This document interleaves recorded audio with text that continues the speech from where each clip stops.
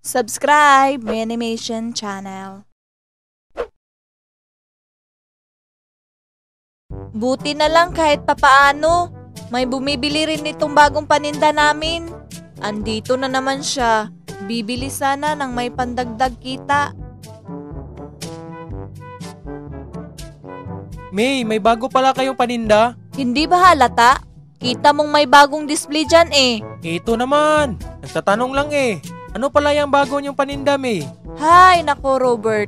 Hindi ka ba marunong magbasa? Kita mong may nakasulat na dyan sa harap eh. Naku po, mapapasubok yata ako dito. Magkano naman yan? Ang alin? Kita mong dami kong paninda dito eh. Ha, tama nga naman. Yang balot mo, May, magkano? 35 pesos isa niyan. Bibili ka ba? Yan ba yung maitik sa loob? Embryo ng itik. Hindi ba nanunuwik yan? Kung tuhikin ko yung pagmumukha mo. Ito naman. Nga pala, May sasabihin sana ako eh. Wala ako sa mood makinig ngayon, Robert. Bilhan mo muna ako ng 30 Pinoy bago kita pakinggan. Grabe ka naman, May sasabihin lang eh. Bilhan mo muna nga ako bago ako makinig. Grabing marketing naman yan, May. Bibili ka ba o hindi? Ilan pala yung 3 po, May? Syempre 30, Robert. 30. 30 ba? Ang dami naman. Yang pinapabili mo sa akin. Wala akong pera. Di basic. Alis na. May, pabili nga ulit ng 10 balot. Wow, Mando. Nakailang balik ka na ah. Sa paborito ko ang balot mo eh. Haha. At syempre, nagpapa-impress na rin. Naku, ikaw talaga, Mando. Totoo naman. At sana makamit ko yung matamis mong oo. Corny. Anong sabi mo? Sabi ko, saan galing yung pera mo? Dami mo yatang pera. Alam mo ba yung salitang diskarte, Robert? Oo naman. Ayun na yun. Diskarte ba? Diskarte. Mabuti pa si Mando. Ang dami nang nabili sa akin. Anak. Pa, ano yung dala mo? Balot ito. Ha? Ba't ka pa bumili sa iba? May paninda tayo niyan. Hindi ah.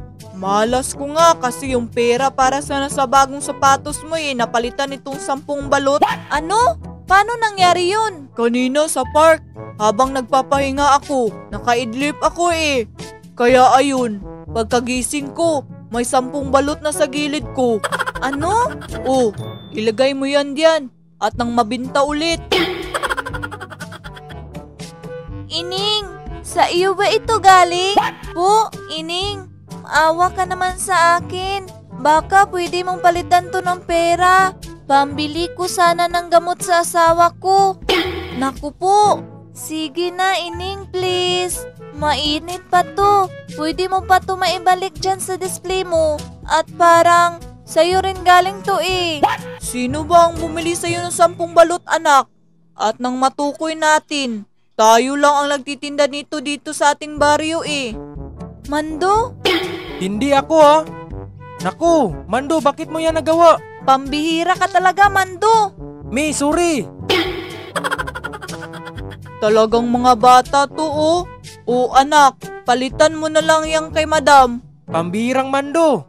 Kaya tinaguri ang Mando ng bayan. Mandurukot. Haha. Sino pala yun anak? Kaibigan ko po yun. Baka partido mo rin yun ah. Naku, hindi po. Wala nga akong pera pambili. Bakit sabi sa kaibigan mong huwag magpapakita sa akin? At baka malintikan ko kayo. Aray ko.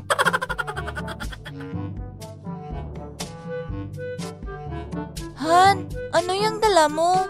Ato, nandito si paring Tongtong Sahur eh.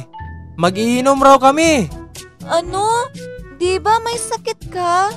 Kaya nga, iinom ko na lang to para mawala. Nga pala, bilan mo kami ng 10 balot doon sa may kanto. Pambihirang buhay to oh. Sana hindi ko na lang pala sinuli yung 10 balot. Pambihira.